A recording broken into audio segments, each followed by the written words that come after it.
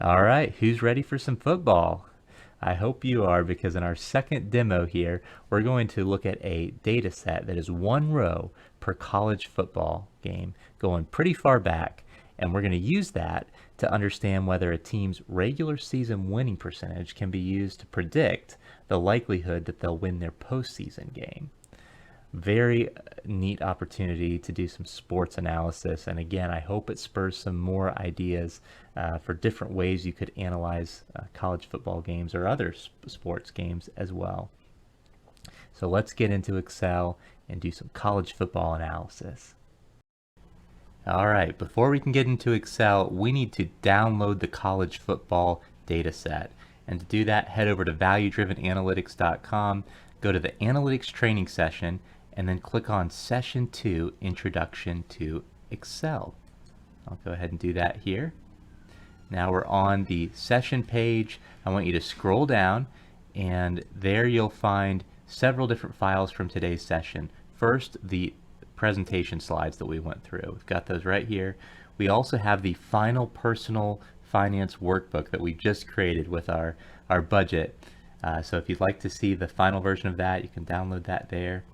Now, the data set that we're going to be looking at today was actually downloaded from a Python API. I wrote some Python code in a Jupyter notebook and was able to grab all of that data. Just one example of many Python APIs that you can use to get publicly available data. So if you'd like to see that Python code, you can download it right here. Now you don't need to. I understand at this point you may not have done any Python coding, but if you have and you want to check that out, you can download that. Or perhaps after you've gone through the Python session that we'll cover eventually, you might come back to here and check out this code. It's very brief, very easy to download so much college football game history. So what I've done for you in this case, since you may not have that Python experience, is I've ran that for you, and you can download the results, this collegefootballgames.xlsx Excel file right here. So go ahead and click on this. It'll start a download for our college football Excel file, and then go ahead and open that up, and you'll be ready to analyze the college football games. Now, while we're here, I'll also point out that we'll have our final college football games analysis available right here. So if you want to see the final result we're about to work on, come back and visit that. And our final financial modeling workbook that we'll plan on doing as our third use case today. All those files available on the Introduction to Excel webpage on valuedrivenanalytics.com. And now we're ready to start our college football analysis. Well, I hope you've got your helmet on, your shoulder pads on, because we are about to perform some college football analysis in Excel. Now, we've got our data set open. We've downloaded it from the website. Again, this is one row per college football game from the 1998 season listed first here. And if we scroll all the way down, we can see the latest college football game from the 2022 season that was actually played in 2023. The big one, Georgia versus TCU. Some of you might remember that game. And that's our college football data set. Now remember, one of the neat things we can do just to get a high-level overview of what our data represents is to highlight any column, especially one that doesn't have any null values, because again, null values don't get counted in the summary statistics. So I'm going to highlight the season type, and we can see a count of 35,000 games roughly. 35,000. Believe this is NCAA Division I games that have been played between the 1998 and the 2022 season. Very cool. All right, well, let's start analyzing it. One of the things I'd like to do is I'm going to expand all of these columns, and in order to do that efficiently, just highlight all of them, double click on the first column's right edge, column A's edge, and there we go. We've got it expanded so we can kind of see things better here. The date I think was getting cut off before. I'm going to do a left align for all of these, kind of like that format. Again, sometimes I like to turn off the grid lines. In this case, I'm going to leave them on. And there we go. We've got our data set. It's called games here. I'm kind of going to preserve this as our comprehensive starting data set. But our task today is to try to use the regular season winning percentage difference between two teams that are playing each other in the postseason, and see if we can use that difference in their regular season winning percentage to predict which team actually wins the postseason game. And so in order to do that, we are going to need to get just the postseason games by themselves, at least initially, and then we'll look at the regular season games as well. So in order to do that, I will highlight the entire table. Now, before we've highlighted columns, we've highlighted rows, maybe because we wanted to insert a row or something like that. In this case, we want to copy the entire table. And to do that efficiently, we could just kind of try to do that manually. There's a lot of rows here, but a quicker way to do that, click on this top left corner, highlights the entire worksheet. Very handy. And from there, we can right click and anywhere in the body here and say copy. And then I'm going to click the plus sign to create a new worksheet here. I'm going to go to the very top left corner again, same place I clicked to copy before. I'm going to select the whole worksheet, right click on the body and say paste. I'm just going to do a regular paste here. There we go. We've got a copy of the worksheet. Now another thing we could have done, in fact I'll maybe do this in this case. I'll delete this. Yep. And I will right click on this and say move or copy. And I will say create a copy. And there you go. I've got a games 2. Now I'm going to call this my postseason games. So we're eventually going to filter this down to just postseason games. Postseason games. Right now, our original data set has both regular season games and also has postseason games. Now, a quick way to see this, I guess one method, if we go to the very bottom, we can definitely see that there's postseason games included in this worksheet. But for our postseason games, we want to just have postseason season type. So I'm going to highlight the whole thing again, and I am going to go to the Data tab to apply some filters, and it will apply filters to our header row right here that has each of the column names. Great. Now we can filter on season type, and it'll show us any values that show up in this column. In this case, there's only 2 unique values, postseason or regular season, and we would like to see the postseason rows. We're essentially doing a filter here. This is one way of doing filtering in Excel. In SQL, you might use a where statement. You can use all kinds of things in Python, or there's different ways of filtering in Power BI and Excel. It's very common to use this filtering functionality to filter down your rows. There we go. Now we have just postseason games, and watch this. I'm going to highlight this column again, and instead of seeing about 35,000 or so games since 1998, we have about 900 or so postseason games since 1998. Very interesting. So we know that we filtered down based on that. Now, don't let this filtering fool you. We've filtered it down from a visualization perspective. There are still other rows behind the scenes of this data set, and so one thing we can potentially do to get rid of all of that and to make sure this is truly just postseason games is what we might want to do. Right click, copy, and I'll just maybe paste this in its own area here. Now I've copied and pasted special values. I'll do that again. Paste special and then choose values. Okay. And now I have the filter isn't even shown there anymore because I pasted it in a new workbook here. But you can see it's just postseason games. I'll just check the count here again. Okay, highlighting that column 892. All right, so actually I'm going to do rename just so I can copy the postseason games here. But I'm going to delete this version that has technically all the games but just a filter applied for postseason. Delete that now, and I'm going to call this our postseason games. There we go. So we filtered it down and then we applied it. Now, I guess a quicker way to do that would just be to apply the filter in our original games table and then copy and paste it. Different ways of getting there. We'll come back to that as well. Okay, so we've got our table. This is a new worksheet. I'm going to go ahead and highlight all of these, double click on the right edge of A so that we can see all of the table. I'm going to go back to the Home tab here, left align everything. Great, we have our postseason games. Now the first thing I'm going to do is create an indicator for whether the home team won that particular postseason game.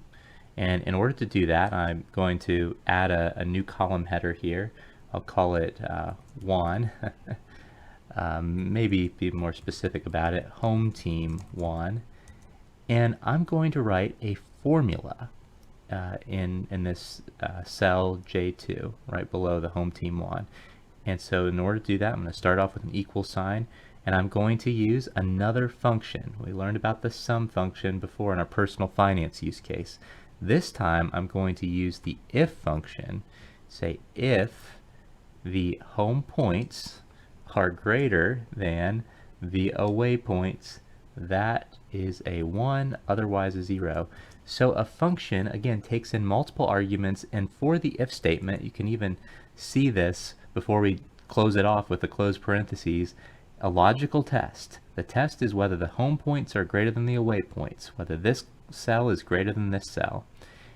And then comma, the next argument is what do you want the value of this cell that we're calculating right now, column J, what do you want it to equal if that condition is true, if the home points are greater than the away points, and what do you want it to equal if it's false? Well, you want it to be a 1 if it's true, a 0 if false. Close that off, it's a 1, great. Now we could drag this down for all of our other formulas. In this case, we don't want to lock the cells. Look at that, it just populated everything and it scooted the cells down for each row, which is great. That's what we want in this case. Another way of getting there quicker is actually to take this formula that we've written, go to the bottom right, and you'll see the icon changes a little bit, the cursor changes. Double click on that. It'll go down here by default, and then we'll just do double click and it should take it all the way down. Yes. Great. Well, there were a lot of home team wins in this particular season. You can see here's a case where the away team had more points than the home team, but eventually you see, a good variety of home teams winning their postseason games and away teams winning their game. So we've got an indicator here. Now I'll go ahead and left align that one too. Double click that so that we have it expanded, see the whole title in column J. Why didn't we just create an indicator variable? Why didn't we do something like, okay, if the home team points are higher than the away team points, let's say that they won, and then if not, we'll say that they lost. Why didn't we code it that way? When it comes to building models and even doing analysis, it's really helpful to have what are called binary indicator variables. What makes this really nice is that by having it a 1 if they won, or a 0 if they lost, or in other cases, maybe it's a 1 if a customer bought, or a 0 if they didn't. When you have a binary indicator variable like that, you can take a simple average of it. So I'll do Control Z to go back to our old formula. You can take a simple average of that variable, that 1 or 0 variable, and that simple average tells you the percentage of all of your observations where that is true, a 1, or where it's 0. So in this case, I'm going to highlight column J, and one of the summary statistics it gives me at the bottom is the average. This average, 0.58, tells me right away that 58% of the games over this time period, 58% of those postseason games, the home team won. I can see that right away.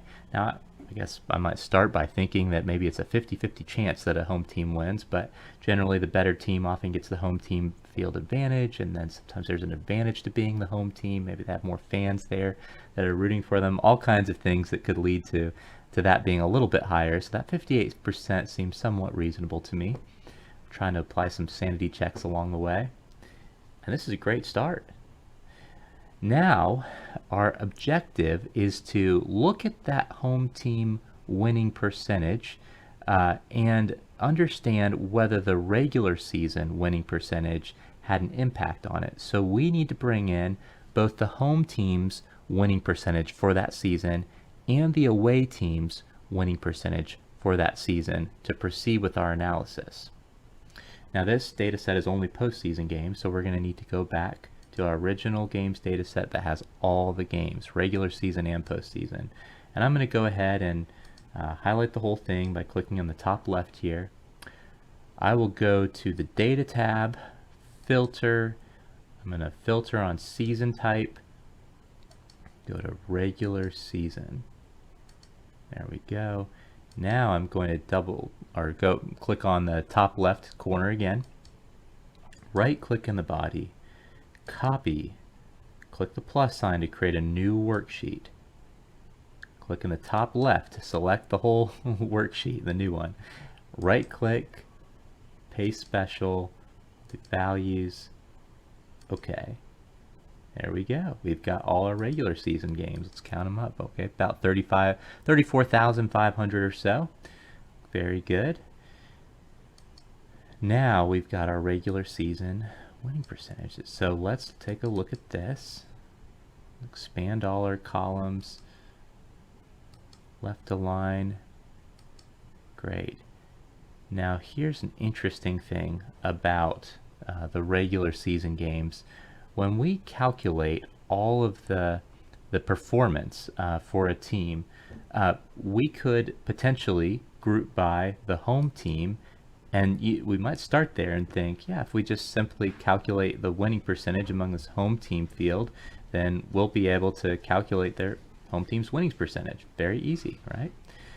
But what we would miss there is any of the games that that team, Nebraska for instance, if we group by this column, we would miss all of Nebraska's away team games. We wouldn't factor them in. So we need to look at these games from a home team perspective, but also an away team perspective. And so we'll create two different worksheets and then union them all together. All right, before we do that, let's do a let's just kind of assess this from a home team perspective. So I'm going to say game type here. I will call this home. Game type is going to be home for everything in this worksheet. The team column is going to represent the home team because this is games from a home team perspective. So I'll just click on that, and then to bring down that formula, just click on the bottom right, double click. There we go. And then we're going to create an indicator for whether the home team won, similar to what we did with the postseason games already. So I'll say win or won. And it'll be the if statement equals if first argument is condition, were the home points greater than the away points, comma, if that condition is true, we want it to be a 1. If that condition is not true, we want it to be a 0. Close our function. There we go. Drag that down by clicking the bottom right corner, double clicking that, drag it all the way down. Perfect. And let's also calculate not just whether they won, but maybe it'll be useful to have the point differential as well from the home team's perspective. Positive if they won, negative if they didn't. We'll call that point differential. And that'll simply be equal to home points minus away points. Okay, click the bottom right corner, double click it, scrolls all the way down. Great. I'm just gonna take a look at a few of these. Yep, 16 is less than 23. They lost by 7 points. These columns are looking great. So this is going to be our regular season. I'm just going to maybe do RS for regular season home games. Now we need to do this for away games. I'm going to right click on RS home games, move or copy, create a copy, OK. Now we have the exact table duplicated, and it just puts a 2 after it. I'm going to rename this and call it away games. All right, we've got away games now. Great. And what we need to do from here is update the game type to be away in this case. Just drag that, just double click the bottom right corner, getting used to that. Now the team in this case is not the home team. The team is going to be the away team for our away games. That makes sense. So we need to point it to column G in this case. What do things look like from an away team perspective? There we go. We also need to update our won column to reflect whether the away team won that game. So we're essentially, what we can kind of do here is switch these around and say, okay, now in this case we want to know whether the away points, I2 for this row, are greater than H2, the home points. And if so, that's a 1. That's a win for from the away team's perspective. Otherwise, it's a 0, a non-win. There we go. And we need to drag that down. Be sure to drag that down. Double click on that. Good. Same thing with point differential. Now instead of doing the home points minus away points, we're going to calculate it from an away team perspective. And I could either start over, or I'll just switch these around and say, all right, we're going to start with the away points, subtract the home points, and that'll be the away team's point differential. Be sure to drag that down as well. All right, let's make sure we did this right. Did the away team win? Yes, they did. Colorado 23, Michigan State 16 back in 1998, and they won. Colorado won by 7 points, so it's a positive 7 for Colorado. Let's just compare that to our home games here. Yeah, from the home team's perspective, Michigan State, notice it was a 0, and it was a loss of 7 points. That's great. This is exactly what we want. I forgot to include the RS before.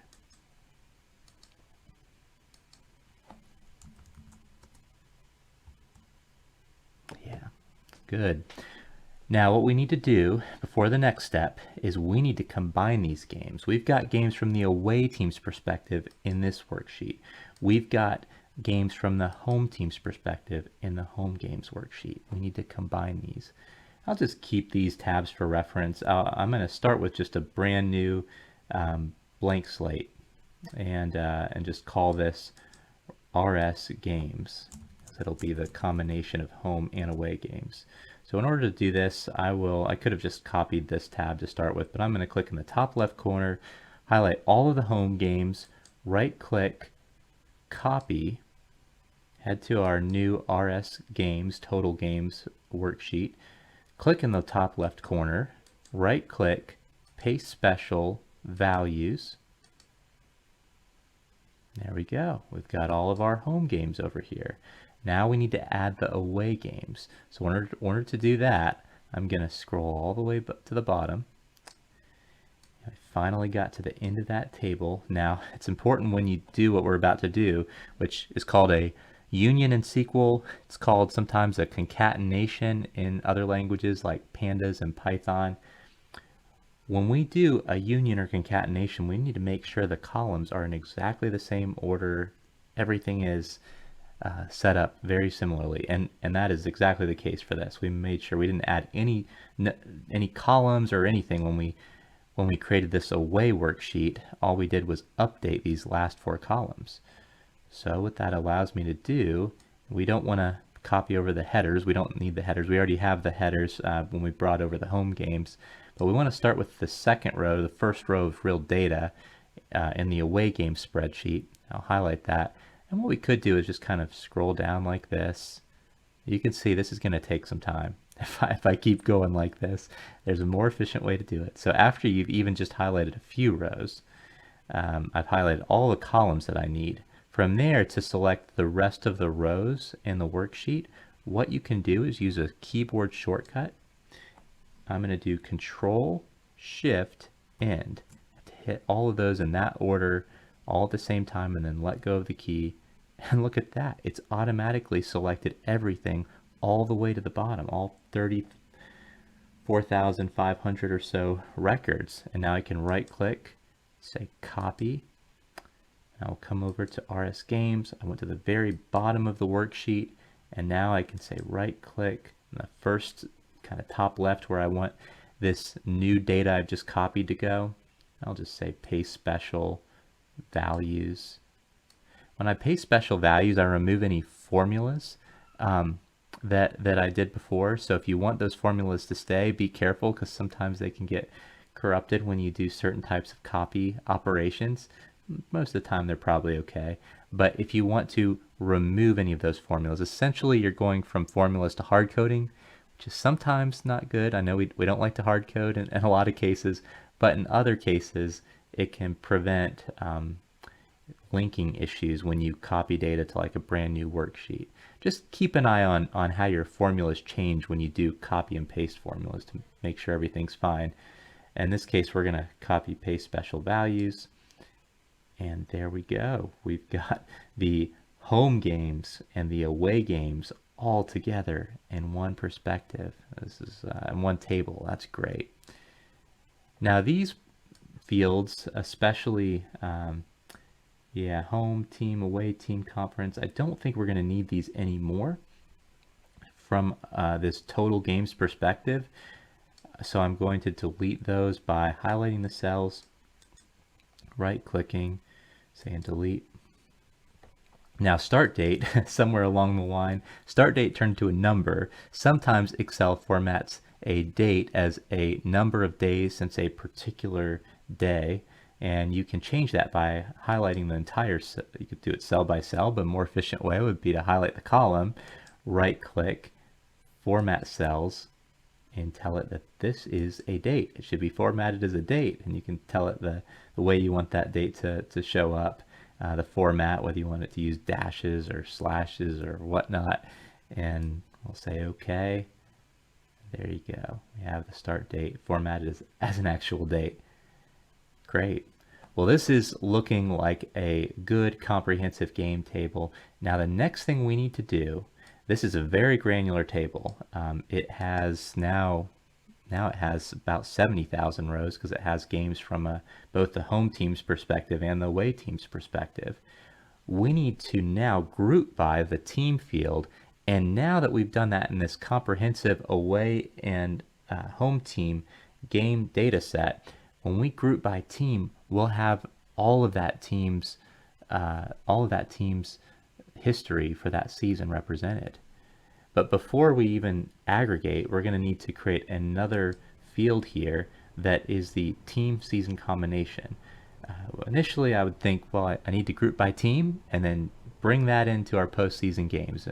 But a team in one year can be quite different from the team in the next year. So really what we want to do is bring in that team's history for that particular year.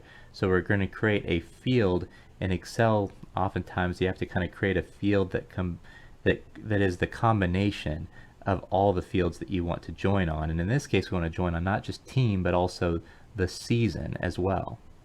So we'll call this team season, and it'll be based on a formula. This is an interesting formula. Now in this case, we're going to deal not with quantitative fields, but with qualitative fields, character fields. It's important to understand the data type you're dealing with. So in this case, we're going to deal with some character or qualitative fields. We're still going to use the equal sign. We're going to point to the team. This field will represent the team, and then we want that to maybe we'll use a hyphen to separate that from the season. So I'm going to concatenate by using the and sign, and that just tells Excel that we're about to give you another character. We want you to combine it with the previous character, the team, and combine, and then we'll put this in quotes. So double quotes, dash, double quotes, and then we're going to concatenate to that the season. And I'll press enter. That looks good. Okay, we've got the team dash and then the regular the season all put together. Go to the bottom right here, double click to scroll that all the way down. Looking good. So now we have our team season, and at this point I think we're ready to go ahead and do some aggregation. Now there's probably a few ways of doing aggregation in Excel, but a very common way, you will do well to learn this feature. It is very popular, but yet some people that use Excel do not know about it. So you're about to learn about it, which is great. What I'd like for you to do is click on the top left of our RS Games worksheet and select all the data. Essentially, we want you to select the data what we're about to do is going to be based on, and we're going to go to the Insert tab and say Pivot Table. Alright, you can say this is the range of data. It's all rows essentially from columns A through H. Where do you want it? We'll put our pivot table in a new worksheet. That's fine. Just click OK. Alright, and we have a pivot table here. Perfect. It just gives it a default name of sheet 7. We'll call this winning percentage by team. It's really by team and season, I guess, by team season. Alright, great. Well, we've got this table over here, we've got fields here, and we have some different places that we can drag those fields to. In this case, we are going to be using the rows feature, and we want our table to be one row per team season combination, and that's why we created that field team season. So I'm going to just go ahead and drag that to rows. Great, look at that. All right, so we've got each team, we've got their team dash season represented here. Perfect. All right, now we're going to want to bring in our won variable. So here it is right here. That is going to go in the values place. So this is a quantitative field, a 1 or a 0. Let's see what happens by default when we drop it here. It wants to sum it up. It wants to tell us here's how many times that team had a win in that particular season. Well, each team usually plays about the same number of games, but they could have played a different number of games in the regular season. And so we don't want to look at it from a sum perspective. We want to look at it from an average perspective. And remember, because this is a binary indicator variable, it's a 1 if they won, a 0 if not, taking the average is a way that we can just calculate what percentage of the time did they win. I suppose another way of calculating that would be to do the sum of how many times they won divided by the total number of games. But doing the average of a binary 1-0 variable is a much quicker way of doing that. So that's what we'll do here. If we want to change the function being applied to that quantitative variable, we can just simply click on Value Field Settings and say Average. There we go. All right, we've got as a decimal here. I'll go ahead and click on the whole column, right click, format, so we can change the format for everything. We want this to be as a percentage. I'll do 2 decimals is fine for now. There we go. All right. So we see each team's winning percentage in that particular year. Really interesting. Now we can highlight this and we can well, it looks like we only have a few summary statistics by default here. I'm going to right click here, and I believe we have the ability to add some other things like minimum, like maximum. So there was some teams, unfortunately, they lost all their games that season, and there were other teams that, yeah, sometimes win all their games. You have a pretty good variety there. Well, that's our winning percentage. Now, I think we're ready to come back, and what we want to do is bring this winning percentage into our postseason games. We want to add that as an attribute to this table. Okay, we just did some aggregation when we used that pivot table, and that is an extremely common and important technique. We talked about it in the Introduction to Analytics session of the series. Now we're about to do another really important type of manipulation, and that is take data from one data table and bring it into another data table. Sometimes we call that merging or joining. Whatever you want to call it, we're about to do that now. We need to do it because we need to get the winning percentage, the regular season winning percentage for the home team, for the away team, into this postseason games table so we can use that as an attribute to analyze.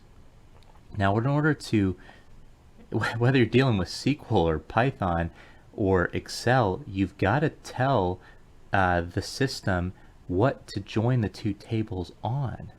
And remember, in our case, we don't want to just join on team, but we want to look at, for that team in that season, what was their regular season winning percentage. And we need to code it in the same formatting that we used when we created our pivot table, the source that we're about to join to. So to start off with, we need to create the home team season variable. And we've got to code it exactly the same way we did before in order for it to be consistent. If we decided to put the season first and then a dash or another character and then the team, there would not be a match. They would be formatted differently. So we need to be sure that we say, okay, start with the team, exactly like we did before, and sign, double quote, dash, double quote, and sign, concatenating to the season. That is the format we used before. We need to make sure we keep that consistent. So I'm going to just code that out, write the formula. I'm going to double click the bottom right corner here to drag it down. I'm going to double click the right edge of column K to expand it. And there we go. We've got the thing that we need to match on. Again, look at our winning percentage by team season. That's the format that it's in. It's team dash season. All right, this is where the joining is. Watch this. This is exciting. The variable that we're about to bring in, we need to give it an intuitive name. Let's call it home team winning percentage, and it's our regular season. I'll abbreviate RS for regular season. Home team RS winning percentage. I think that's probably a good name for it. We've already calculated that. It's in our pivot table tab, our winning percentage by team season worksheet. We just need to bring it into the workbook. Now there's a few ways of doing that to bring it into this tab. You can use a VLOOKUP. In certain cases, if you're looking it up from a horizontal perspective, you could look at using Xlookup. In our case, and this works for vertical or horizontal lookups, we're going to use a relatively new feature in Excel called the Xlookup function. It starts with an equal sign like all functions do. Xlookup. And what you'll see here is a little bit of guidance around what each function should represent. So the first one is our lookup value. And it's the lookup value for this particular worksheet, and that would simply be K2 for this particular row. We want you to look up Marshall 1998. Great. Next question, next argument, and all arguments are always separated by commas. Where do you want us to look that up? Okay, I want you to look it up over on this tab, and I'm going to highlight column A. Column A is where I want you to look up that value. Great. Comma. Next argument is, what do you want us to return if we find that? Well, I want you to return column B, essentially. So I'm going to see if I can get, well, I'm just going to copy this. I would like to just select, it looks like I can. It's right behind this guidance here. All right, I'm going to double click back in here. Okay, where do we want to return? What do we want to return? It is this same worksheet, but in this case, we would want it to return column B. And then from there, there are a few optional things, I believe. This, if not found, usually you want to set that to false, which kind of tells it, I think, not to guess or look at the closest match. I almost pretty much always use false there. And then I'm not worried about the other. There are some advanced features that you could use as well if you need a more advanced kind of join. But in this case, this should work just fine. I'm going to use the close parentheses. Look at that. Look at that.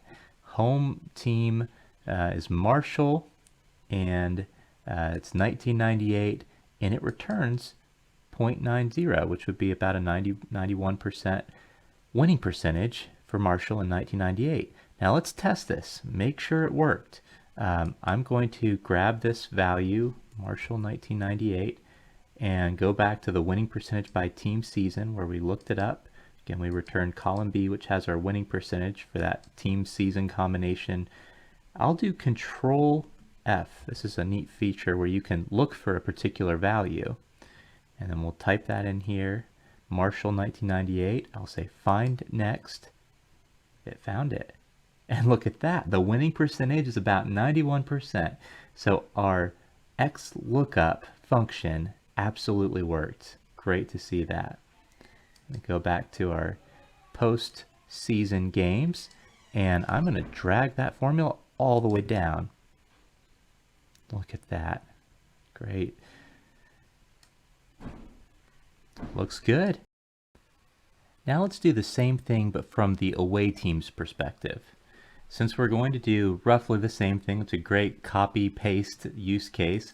I'll simply start by highlighting the two home team season, home team regular season winning percentage columns, highlighting the first two rows, the first row for the headers and the second row, because it's the first row that has a formula in it. Could do Control C, go to the first cell where we want to start the copying, Control V, so our paste shortcut. Now this is an example where we copied and pasted these cells with formulas and it threw things off. See, it says Toledo-36133. So the easiest way to see what happened here is to double click into the Excel. Now we see that great highlighting with colors that Excel provides to us. Hey, we're starting, it turns out that the cell M is exactly 2 cells away to the right from cell K, and so it moved it from the home team to the away team, which is exactly what we want for this away team season variable. But we need to move this shifted cell back to the season column like this. And now that looks a lot better. For let's update the title here, the away team season variable. And we'll go ahead and update the title over here. Simply say the away team regular winning percentage. Okay, well this column M, the away team season column, looks great. Let's go to the bottom right, double click on that, let it scroll on down. Very good. Away team regular season winning percentage, similar to what we did for the away team season column. Let's double click and cell into, see where things are looking. Well, it is looking at the preceding column, the away team season column, to get that value that we want to look up. And notice that it is shifted again, the cells, the columns that are being referenced in the winning by team season worksheet. So that's the same worksheet that we were using for the home team's regular season winning percentage, and we can use it. It just has A teams in a particular season's winning percentage. We can use this for away teams and home teams. So we can still use it, but we still want to be referencing A as the lookup column and B as the returning value column. And so let's go into the formula here, and we can also edit it up here. Let's change this from C, just rolled over 2 to the right when we copied it, change that back to A, and change the return column from column D to column B like it was before. And that'll return for Toledo in 1998, 63%. Let's just do a quick check. I'm going to do Control C to copy that value, Toledo-1998. Go to the winning percentage by team season tab, Control F to bring up the find and replace menu, Control V to paste Toledo-1998. Let's search for that, click find next. There it is, 63.64%, and that's exactly what was returned. We've done our validation. It looks great. Only thing left to do for this column is double click on the bottom right corner, and it applies that formula to all the rows. Looks absolutely great. Now for our analysis, we don't just want to look at the individual percentages. What we'd like to understand is, okay, there's two teams that are playing each other. A lot of times in a postseason game, they're both teams that did really, really well, and so both winning percentages would naturally be high, or maybe some that barely made it into the postseason bowl games, and their winning percentages would both be maybe moderate, maybe close to 50 or 60%. We want to understand the difference between the two teams that are playing. How large is that difference? So let's go ahead and create a column that calculates that. We'll call this difference in, and we'll use RS for regular season again, regular season winning percentage. And that, now we need to figure out what team's perspective we're going to calculate that based on.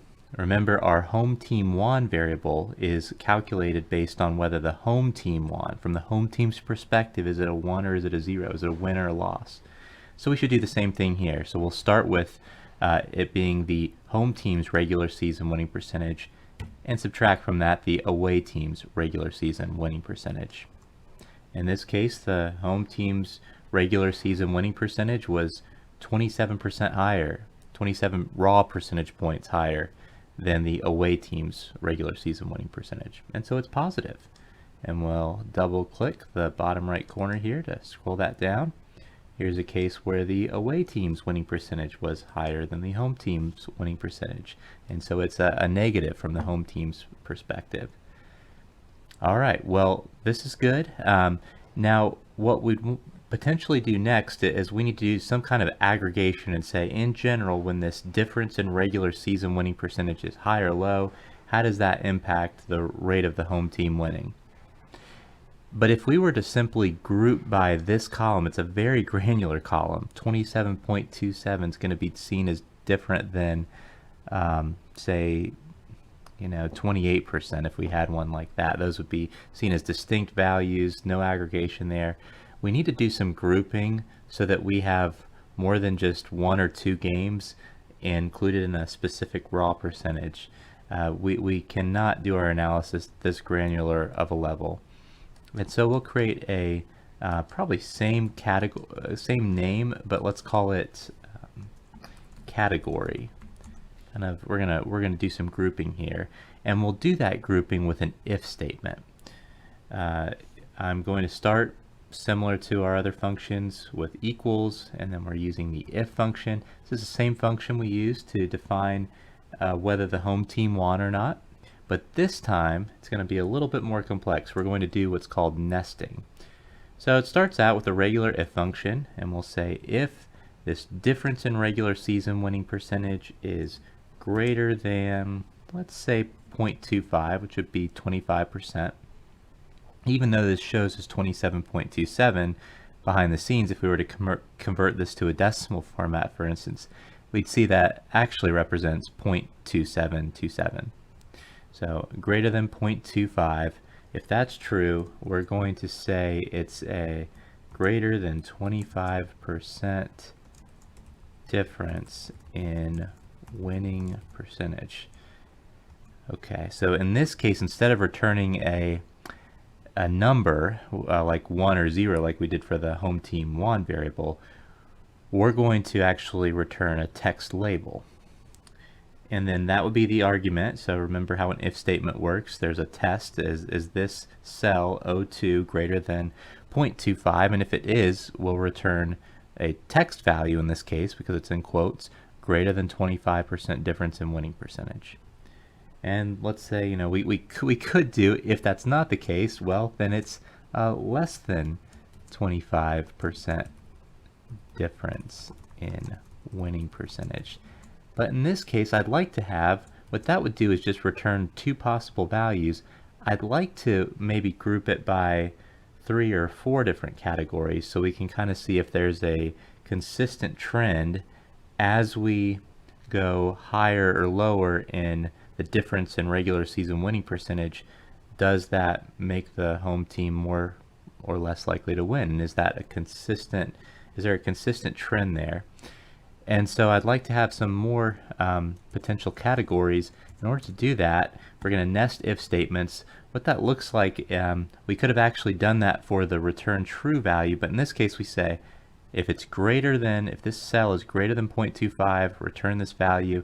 If it's not true, rather than just return a specific value, we're going to ask you to execute another if statement. So we'll say if, we're nesting an if within an if this is now greater than 0, that's the test, and if that's true, then return maybe 0 to 25% difference in winning percentage. Why 0 to 25%? Well, obviously it has to be greater than 0, or else this condition wouldn't be true. But if it was greater than 0.25, it would have already returned this greater than 25% difference in winning percentage. So if it meets this criteria greater than 0, and it's going to return this value, it means it wasn't greater than 0.25, but it was greater than 0. If that's the case, that means it's 0 to 25% difference in winning percentage. And we're going to do a nesting again.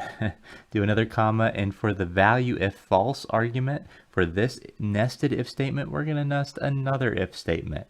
If, and we'll go O2 here, if this is now greater than, let's say, negative 0.25, then we will give it a category of negative 25% to 0% difference in winning percentage. Okay, I'll put a percentage after this.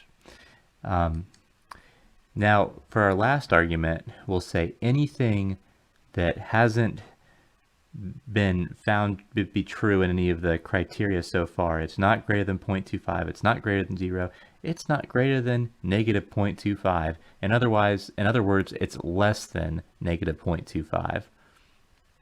In that case, we'll give it a value of less than negative 25% difference in winning percentage. This would mean the away team's winning percentage was 25 percentage points, raw percentage points, or higher than the home team's regular season winning percentage if it falls in this less than negative 25% difference in winning percentage from the home team's perspective category. Now, there's quite a bit of nesting going on here. So watch what happens when I try to close off the if statements function. I'll put a close parentheses there. Notice very briefly here, it highlighted the open parentheses to say you are closing off this particular if statement. I'm going to type another close parentheses, which closes off this if statement, and another close parentheses to close off this if statement, and that's the last one. So when I press enter, there we go. It looks good for this row. Yes, the difference in regular season winning percentage was greater than 25%. Now, what's going to happen when we ultimately group by this is it will naturally sort it in alphabetical order, and it may not be the right order. It might not be a consistent order where it has the greater than 25% first, and then the 0 to 25% after that, then the negative 25 to 0% after that. There's a few ways of handling that. One way could be to add a number or a letter in front of this. That's what we'll do in this case. I'll say something like A. I like to use letters A, close parentheses, and then I'll put this one B, close parentheses. This is just a very simple way to keep things sorted in the order that we want them to, since it's going to sort them by, eventually when we do a pivot table, it'll sort them in alphabetical order. Putting these letters before each value is going to keep them sorted in that way. So now it has an A in front of it. And let's double click in the bottom right corner to scroll down. All right, 0 to 25%. Yep, 15, 16% falls in there.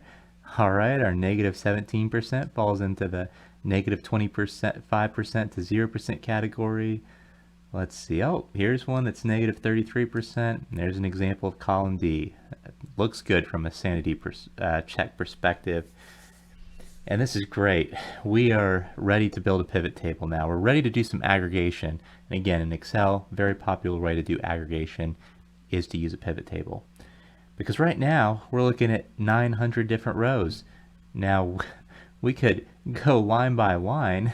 This I wouldn't even call this an analysis approach. This would be anecdotal evidence. It would be to go through and say, did you know back when Marshall and Toledo played each other back in 1998, Marshall went into the game with a 91% regular season winning percentage. Toledo went into the game with a much lower 64% regular season winning percentage. And guess who won? It was Marshall, the home team. So the team that had the higher regular season winning percentage won the game. And therefore, when you have a higher regular season winning percentage, you're going to win the game. Right? And I guess, let's see, we have, here's another case where the home team Air Force had a higher winning percentage than BYU, and they won the game. And so all of these are anecdotes, right? Eventually we'll have something that disproves the theory, I would imagine. So yeah, here's a case where Texas A&M, home team, 83% regular season winning percentage. Well, Kansas State came in with 100%. So Kansas State had the highest regular season winning percentage between the two teams playing in this game, but the home team, Texas A&M, ended up winning. So that's an example that defies that theory. So what we need to do is not look at anecdotes, individual examples, but we've got about 900 examples here, and we want to see if our theory tends to be true in general. We know there's going to be exceptions. That's why the game is played. If we knew the outcome, they wouldn't need to play the game based purely on their regular season winning percentage. We want to understand if there's a general trend here. In order to do that, we need to do some aggregation across games. Now, we're going to do another pivot table here. I'm going to highlight, go to the top left corner to highlight the whole table, and then I'll go back to the Insert tab, Pivot Table, say OK. Great. And we're going to go to our rows again. We've got our starting table over here, our fields that we can choose from over here. We're going to scroll to the bottom. These are usually listed by default in the order that they were in the table. So the very last column that we created is at the bottom here. We want to drag that into the rows field. And there we go. We've got our 4 different values there. Now there's this blank here. We can actually exclude that blank by clicking the drop down or arrow, and we can exclude other values too, but I'll exclude those blank rows there. And notice it's sorted in this way because we included the A, B, C, and D for the order of our categories. Just a quick, simple way to do that. Now, what we're interested in is we'd like to understand what the winning percentage, the postseason winning percentage, was for each of these categories. And we have this variable, home team won, that tells us it's a 1 if the home team won that game, a 0 if not. Let's bring it into our table by putting it in the values space here. Again, does a sum by default. We want to change that to an average, which because it's a 1-0 variable, is going to represent the percentage of the time that the home team won. It's going to be interesting. There it is. All right, let's do some formatting. Left click on column B, right click, format cells, percentage. We'll leave 2 decimals. Look at that. Fascinating. Fascinating. When the winning team, or when the home team had a regular season winning percentage that was 25% or more higher than the away team, that home team won 76% of the time.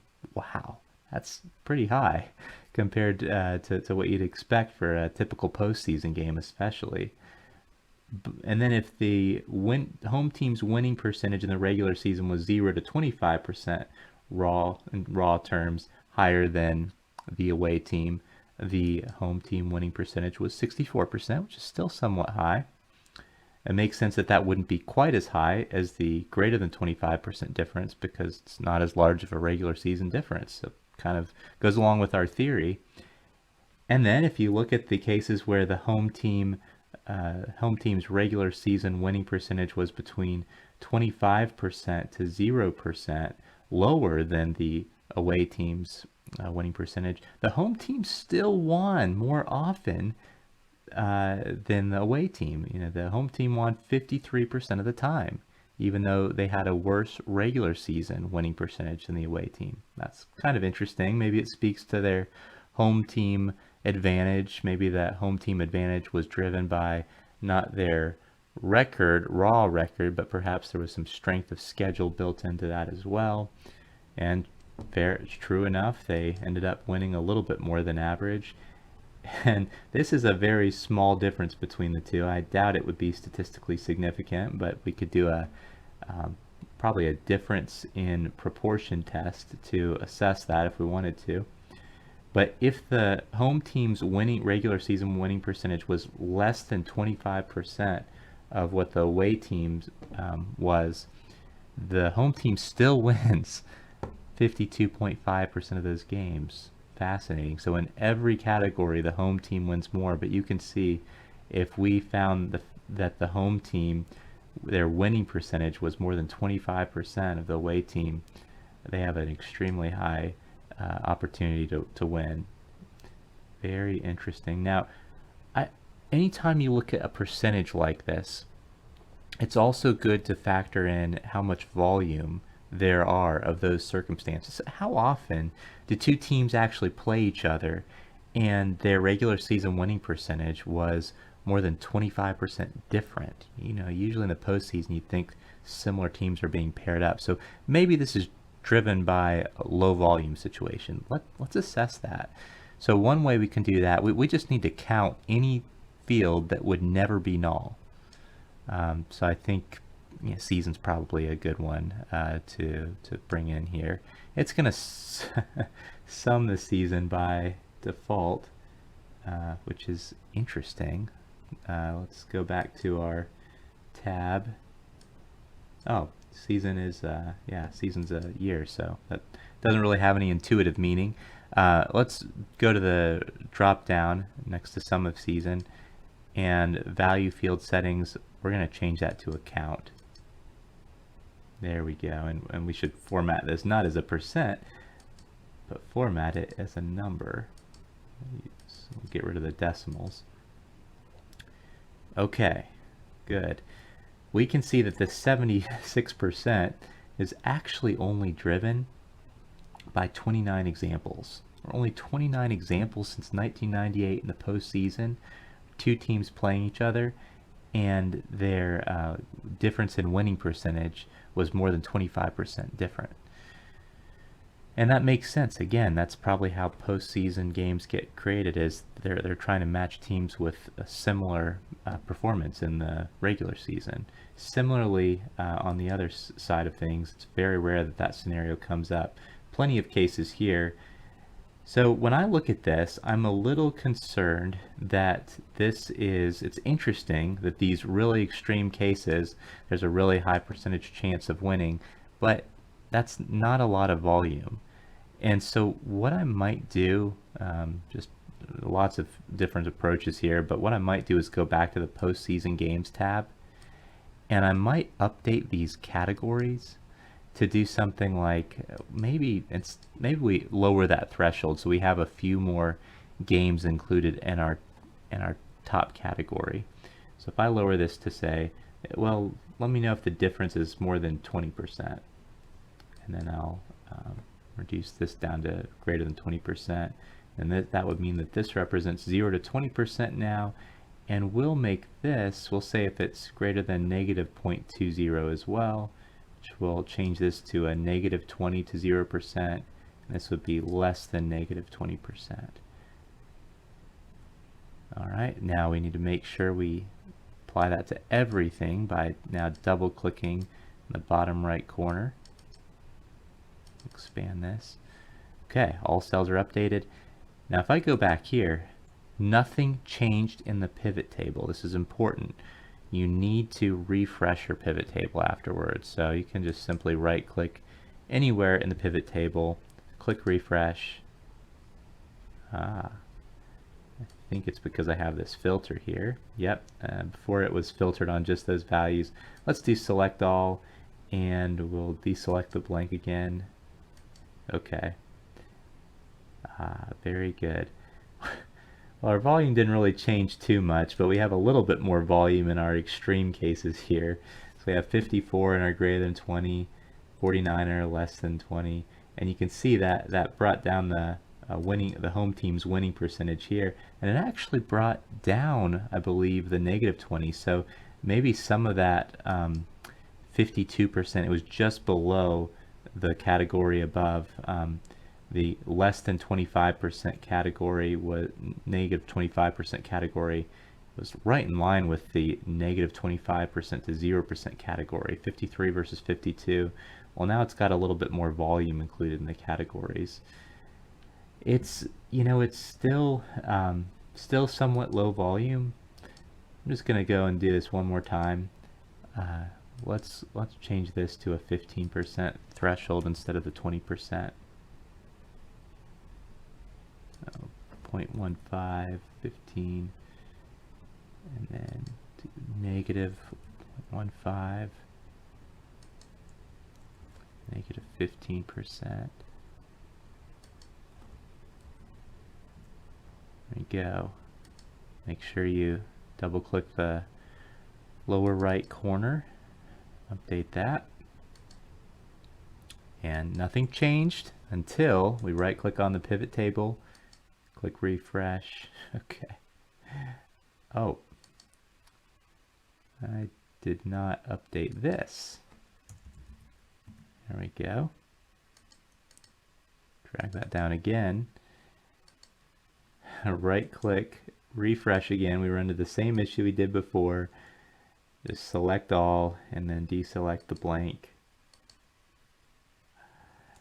Okay, this is good. All right, we've got a lot more volume actually. So the top category, if the home team's winning percentage was 15 percentage points or higher than the away team's percentage, we have 128 games where that was the case, and the home team's winning percentage was 67%. Well, this is interesting. Oh, actually, just discovered our ranking here is kind of odd. It did not rank it put D right below A. That, yeah, we don't want that. So how can we sort a pivot table? Well, we can click here, and I believe we can just say sort A to Z. There we go. For some reason it got sorted a little differently there. And now we have A, B, C, and D. Okay, 128 in our top category where the home team winning percentage was 15% or higher than the away team's regular season winning percentage. Goes from 67% to 63% if the home team's winning percentage was 0 to 15% higher. Then it goes to 54% from there if the home team's winning percentage was slightly lower, between 0 and 15 percentage points lower than the away team's winning percentage. That's based on a lot of volume. And then now in our lowest category, we have 100 games where the home team's regular season winning percentage was actually more than 15 percentage points less than the away team's winning percentage. And sure enough, in that case, the home team winning percentage is actually just under 50%. When I look at this, I see a consistent trend. It's consistently the case that for at least for these four categories, the higher the home team's winning percentage was relative to the away team, the higher the likelihood that the home team won that postseason game. And it's easy to see that based on this chart. Sometimes if you build something like this in a dashboarding tool, it's neat to put conditional formatting bars that actually will show you how this looks from a visual perspective within a table. Now, there's something called a pivot chart that we could do. We can also just simply graph this. And so in order to insert a simple graph here, I'm going to highlight this column that we want to graph. I'll do a bar chart in this case. To try a regular bar chart. And this actually is this appears to be a pivot chart. Yep. Turn it into a pivot chart because I'm basing it on a pivot table. And I'm just wanting to check something. Okay, notice that the count of the season here is dominating the chart, and then you have the average of home team win, which is really the winning percentage, that the home team's winning percentage that just hardly even shows up on the graph. They're on the same axis here, so this is not a great graph right now. Let's change the chart type. One perfect thing we could do right here, this is a perfect opportunity to use a combo chart. So I'm going to go to the very bottom here. What this allows us to do is for volume related things like the number of games that something is based on, which is in this case is called count of season, we'd want to rename that, but that's good. That's a good thing to show as a bar. And then what we can do is show a line on top of that.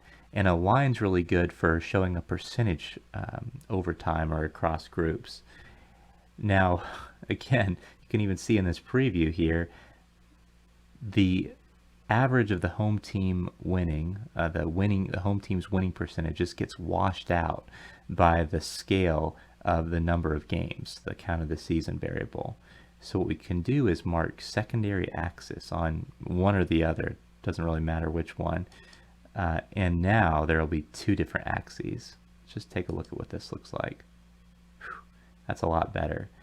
This is nice to see. This is the visual aspect where we can see, when the difference in winning percentage is high, the home team's likelihood to win that postseason game is higher. And then as that regular season winning percentage between the home team and the away team goes down, the likelihood of the home team winning goes down. It's a consistent trend. It's not like you see, it goes up for this cat, in this particular group, and then down, and then up again. That's not a consistent trend, right? This is much more consistent. Now, eventually, we can take that to the next level by applying some statistical tests, maybe some statistical models to see if that holds true, and what the p-value associated with it, what the likelihood, really calculate the likelihood that this trend is due to random chance. So eventually we'll be able to do that. But for now, this is great to see. And we might, let's see, don't know if we can rename the columns easily in our pivot table. I'll try number of games. Oh, we can. Winning percentage. There we go. That's good. Now it's good to also include titles here as well. So when we go into, you can see when we click on the chart, we go into design, definitely add a chart title. And I'd call this something like home team winning percentage by regular season, let's see, winning percentage differential. And I might also, I want to clarify what this difference in winning percentage represents. I go into, again, clicking on the graph, so it makes this menu available under the design tab, add chart element, and we want to do axis titles, and this would be the primary horizontal title, and I would call this difference between home team. We'll just use RS for abbreviation for now, might not be ideal. Difference between home team regular season winning percentage and away team regular season winning percentage. We can probably be a little more brief there, but that's good. And another thing that stands out here, though, is the fact that we have 2 decimal points on our axis when it's counting up by tens, 10% at a time. Those 0.00 percentage is not necessary. This gets on a lot of folks' nerves when they see graphs like this. I've heard that before, so I will right click on this and I'll say format axis, and that'll bring up this menu on the side, and it will allow us to go to number option, percentage, and we'll want to remove the decimal points there. And we can also adjust if we wanted to have this go up to 100%, for instance. Not that we necessarily would. We would just update the maximum and minimum values, and that made it go by 20s now, and we can change that here if we want it to go by 10s instead. Yeah. All right, but there you have it. We've got a pretty nice chart here. There are going to be some additional opportunities to clean it up, but that's a pretty good chart that you might be able to copy and paste into a PowerPoint for your presentation. Now, we have an entire session dedicated to data science modeling, but maybe we get a sneak preview of that right now because we've got a really interesting use case here. We want to assess whether the regular season winning percentage performance can be used to predict who ultimately wins this postseason game. And we have done some regular data manipulation. We've done some grouping, some merging. I will say we had to do a lot just to get this table. And we'll have to do even more to build a statistical model to assess whether this trend is statistically significant. In SQL, in Python, in an analytics coding tool, this whole thing could have been done in a single query.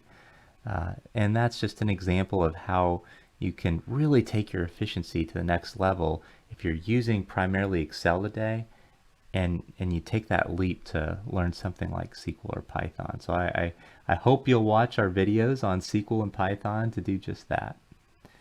But let's show how we can do the same analysis. We have some good evidence based on this table that there is truly a trend here, but let's really see if that's statistically significant. Now, right now we've been analyzing the winning percentage, and the way we've posed the question so far is, what's the likelihood of the home team winning that game? And we could model our create our model based on that, based on whether or not the home team won that game. Go back to our postseason games tab here, and we've got this home team won field. And if we were to do that, we would use something called logistic regression. It's a form of regression that is tailored toward binary indicator variables. They won or not, they bought or not. But there's also some downsides with logistic regression, mainly the independent variables, the coefficient that gets assigned to them. It's a little less intuitive. It's predicting the log odds, and so that coefficient assigned to it ends up being less intuitive.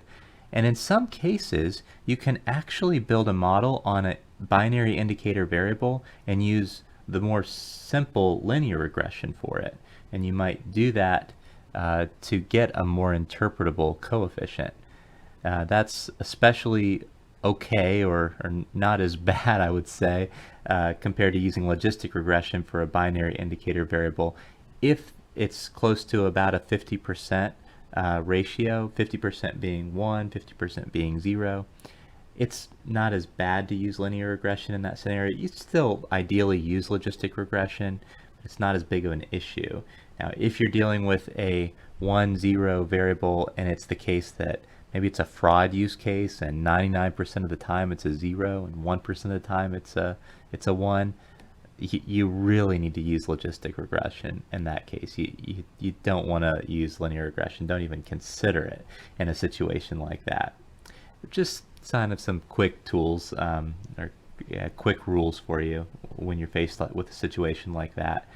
But you use linear regression, generally it's recommended for a continuous, normally distributed variable.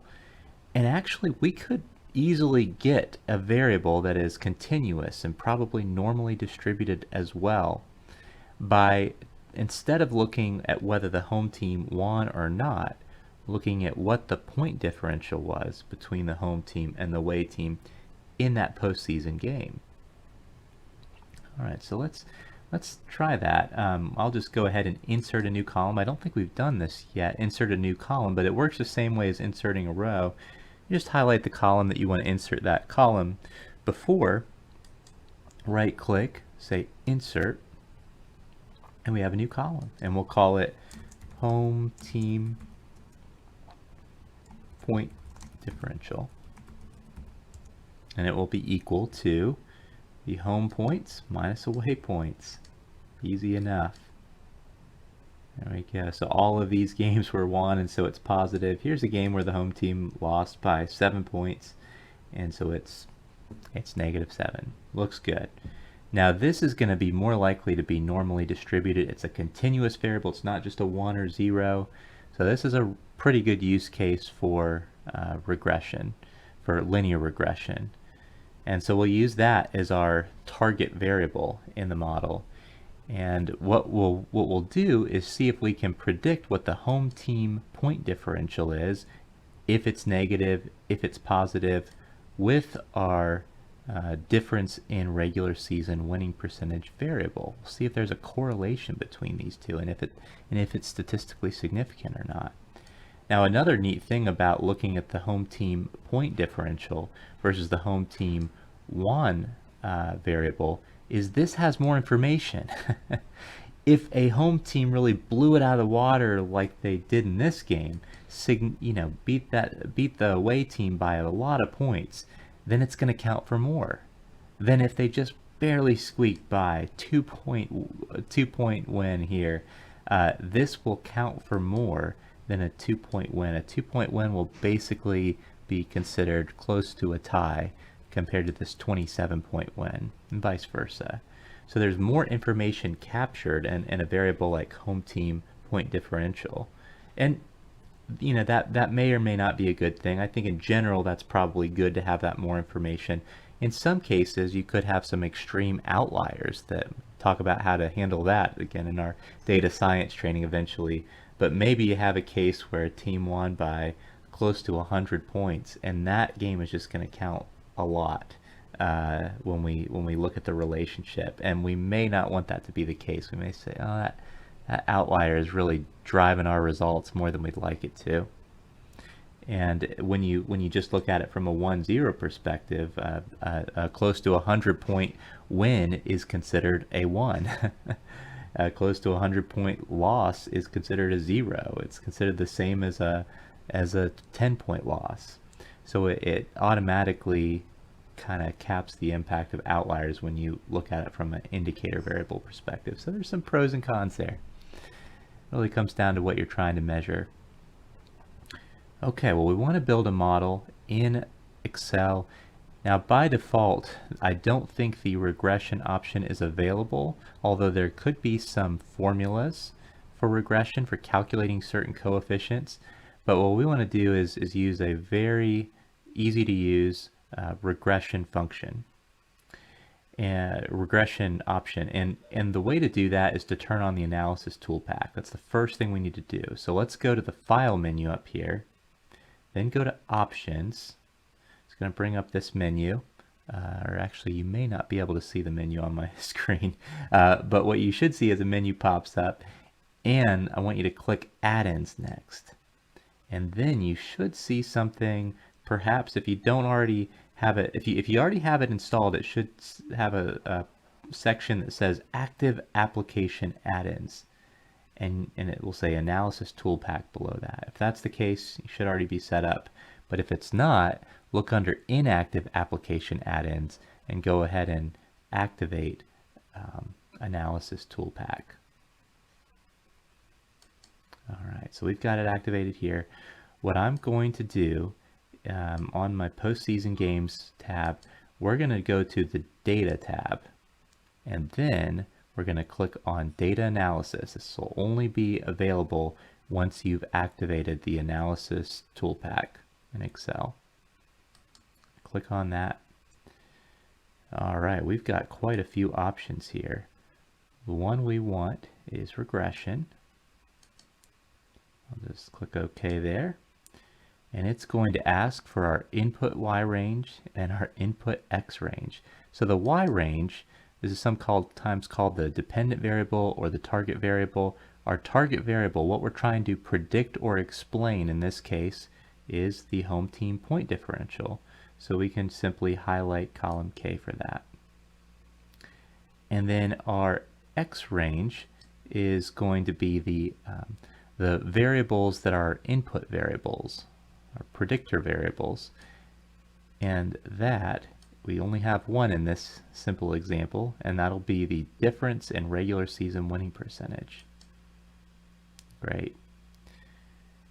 Now, by default, it is going to include a constant, which is good. It's kind of similar to a y-intercept, a starting value. What's the predicted point differential for the home versus away team if the difference in regular season winning percentage was 0, is what the constant will represent. So it'll have a constant because we don't have constant 0 checked. We'll have it go to a new worksheet. I think we can click OK here. Input range contains non-numeric data. Okay, so that might be what we might need to do. Is select just, we might need to skip over the titles. So unfortunately here we might have to go all the way down. I think we can do our shortcut Control-Shift-End after selecting the column. It's going to the end of the table.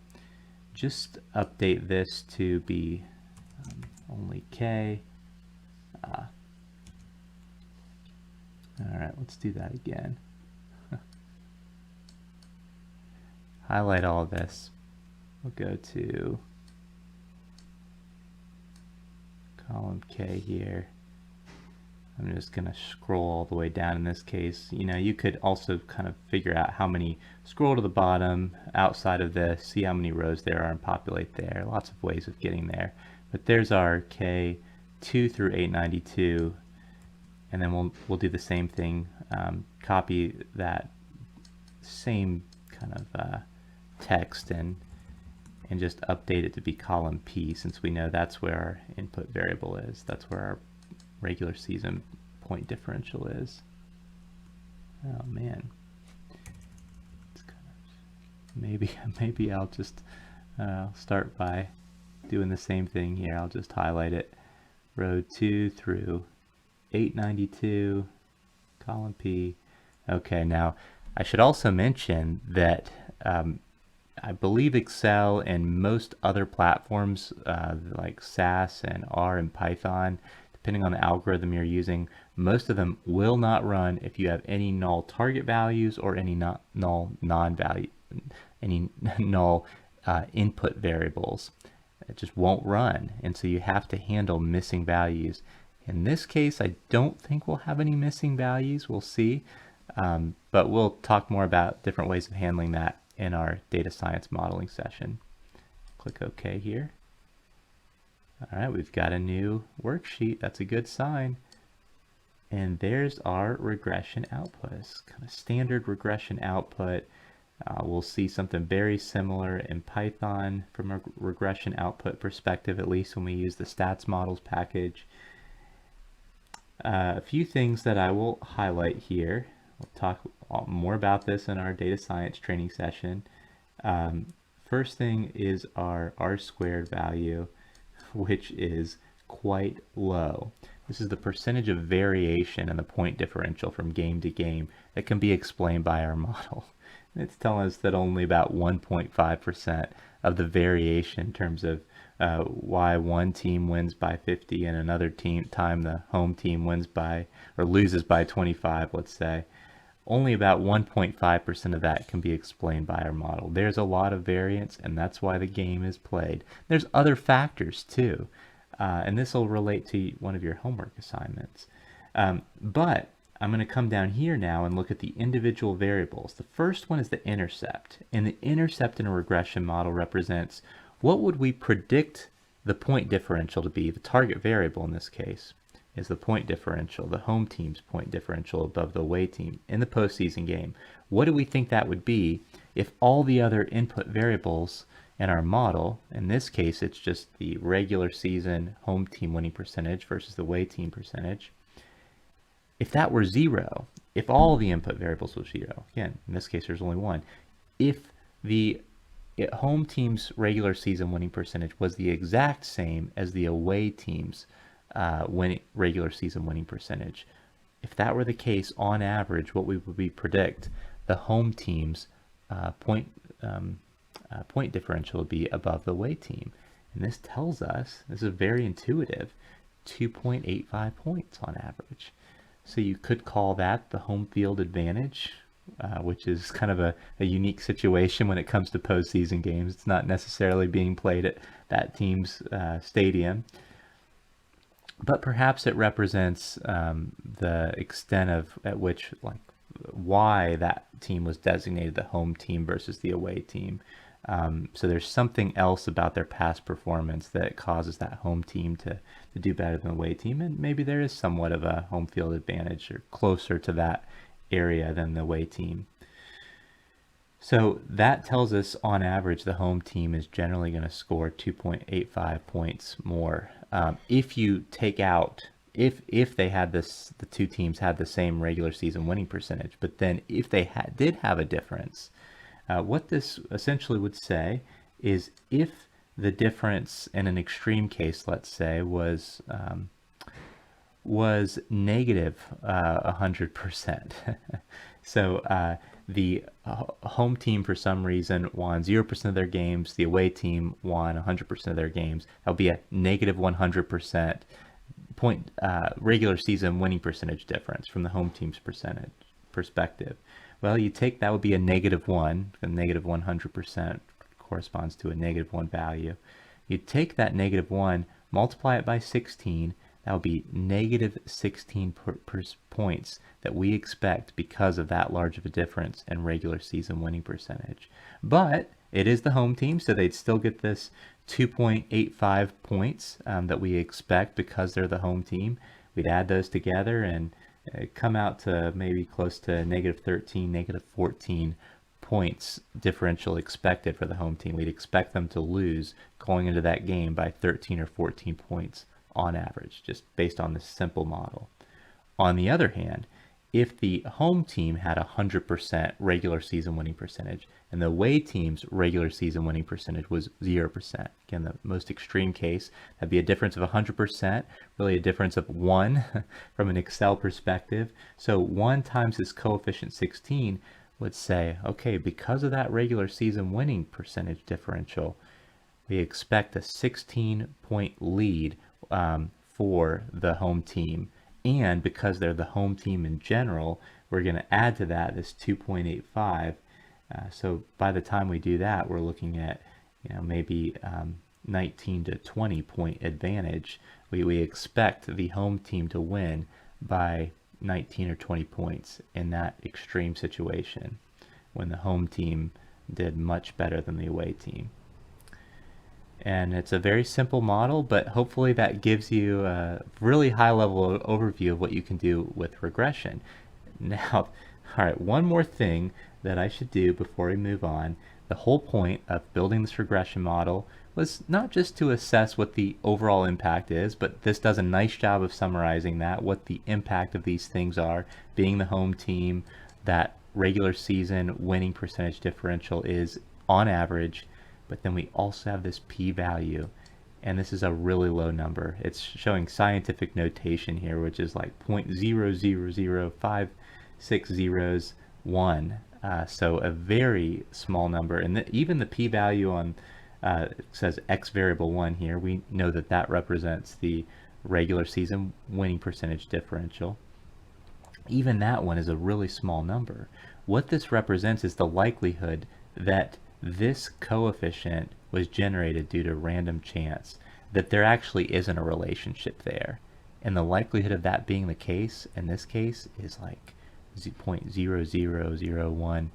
It's really low. It's a very low likelihood that this was due to random chance, which means that it's very likely that there is a real trend here. It's truly the case that the home team on average has a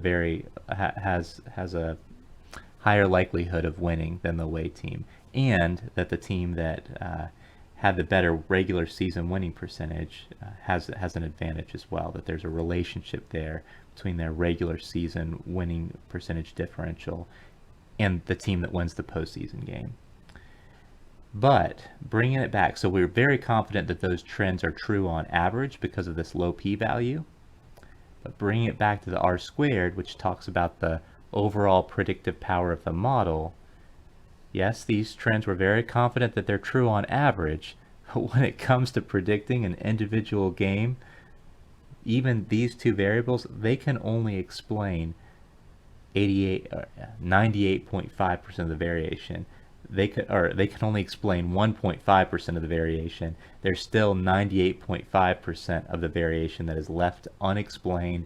And again, that's why the game is played. There's so many cases where the home team doesn't win, where the team that had the worst regular season winning percentage wins the game, that defy our model. There's plenty of cases that do that, and that's why this R squared is so low. Hopefully you got something out of this. Hopefully this spurs some ideas for additional analysis to do.